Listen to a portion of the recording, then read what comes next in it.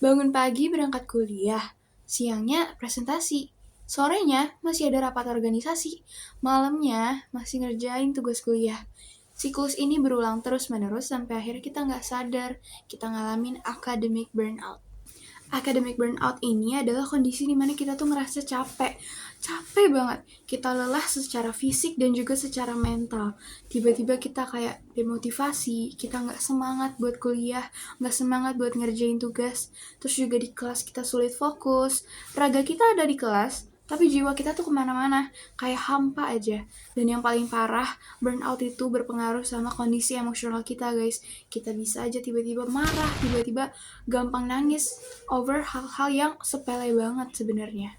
Nah, pasti dari kita banyak kan yang pernah ngerasain kayak, aduh kayaknya capek banget, ngedrain banget, energi tuh abis banget. Itu bisa salah satu tanda kalau kalian tuh lagi ngalamin burnout. Karena burnout ini tuh umum banget gitu, fenomena yang umum banget dialami oleh mahasiswa. Ada tanda-tanda academic burnout yang kalian harus tahu. Pertama, mager banget ngapa-ngapain. Kalian tuh jadi males gerak, males ngerjain tugas, terus juga males ngelakuin aktivitas yang biasanya kalian lakuin. Ini tuh karena kalian kalau misalnya lagi burnout nih, bangun dari kasur aja tuh kayaknya susah banget. Gak sanggup saking kalian ngerasa draining banget, energinya gak ada. Terus nih ya, yang kedua, kalian juga ngerasa kalian tuh jadi gampang emosi. Kalian gampang kepancing, gampang marah, gampang kesel, bete. Semuanya deh, kalian ngerasa bener-bener, ya ampun kenapa sih dunia ini nyebelin banget. Hal-hal kecil ya, yang biasanya kalian tuh ya udah aja, kalau kalian lagi burnout bisa jadi masalah gede buat kalian. Ini tuh karena kalau misalnya kalian lagi burnout, kondisi emosi kita tuh nggak stabil, naik turun, kadang oke, kadang enggak. Kayak terus ya, yang kayak tadi aku bahas, kalian ngerasa demotivasi, kalian males banget untuk berangkat kuliah, males untuk ngerjain tugas, males diskusi, pokoknya males ngapa-ngapain, kayak nggak ada motivasinya, kayak kenapa gue harus kerjain itu? Apa sih yang gue kejar? Itu bisa jadi salah satu tanda kalau kalian tuh lagi ngalamin burnout parah. Selanjutnya, kalian juga bisa jadi orang yang hampa perasaannya, terus juga kalian males ngomong sama orang lain. Hampa ini tuh kalian seneng enggak, sedih enggak, kayak datar. Terus kalian males banget interaksi sama orang.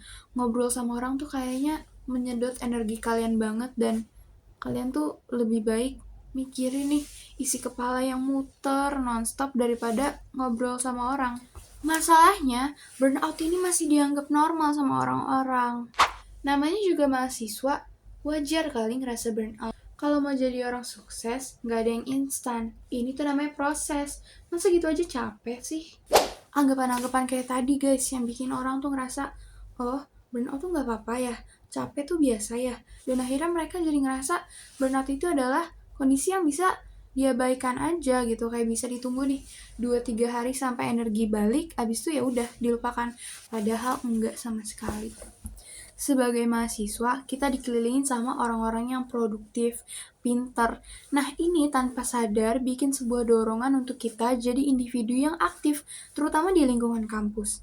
Kita jadi pengen punya nilai yang baik, terus juga relasi yang banyak, dan aktif di berbagai organisasi. Sebenarnya ini nggak apa-apa, tapi kalian harus tahu standar yang akan kalian set itu semana. Kalian harus tahu kemampuan diri, dan kalian gak bisa nih berpatokan sama standar orang lain.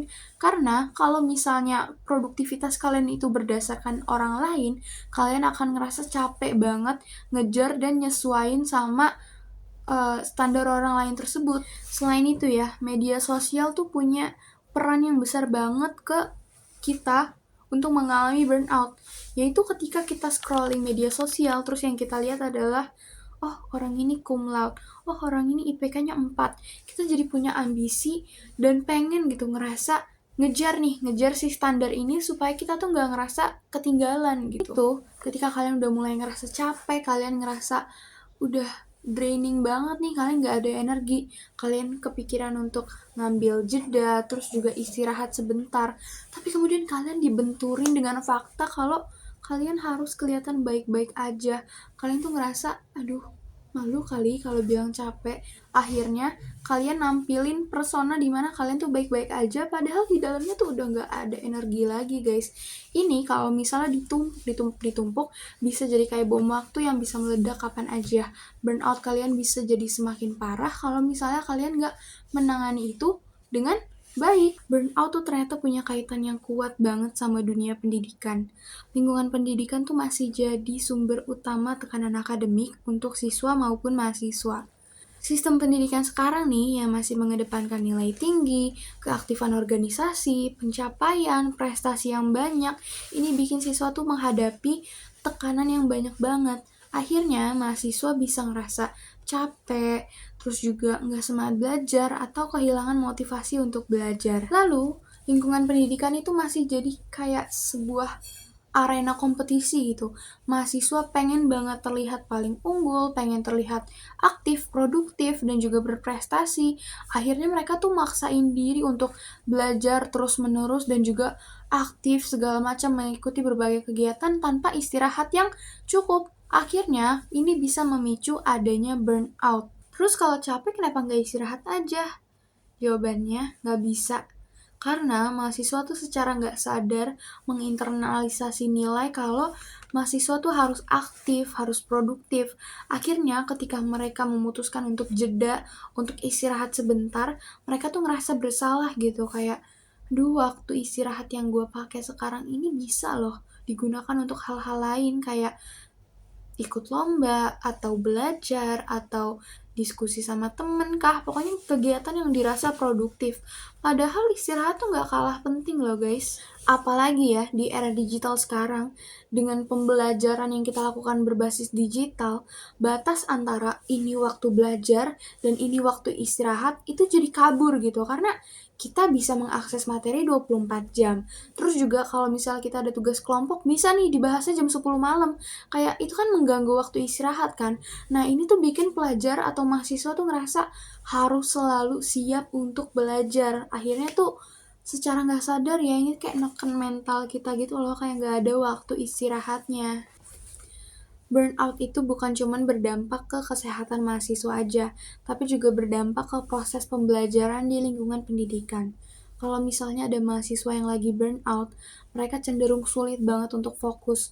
Mereka nggak bisa berkonsentrasi dengan penuh, terus juga mereka nggak punya motivasi untuk belajar. Mereka mungkin akan mengalami penurunan prestasi, bahkan mereka bisa aja narik diri mereka dari lingkungan sekitar, kayak mereka menarik diri atau yang Karl Marx sebut sebagai alienasi.